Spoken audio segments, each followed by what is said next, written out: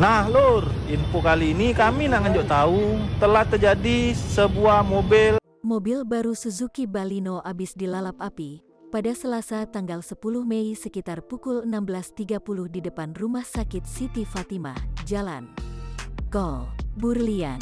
Belum diketahui apa penyebab dari terbakarnya mobil berplat putih, Propit tersebut.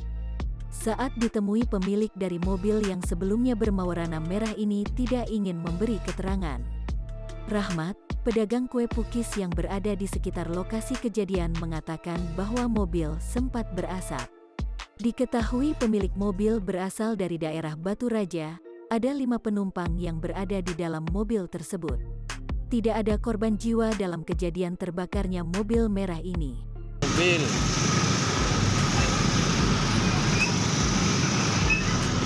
di rumah sakit Fatimah ini habis penuh.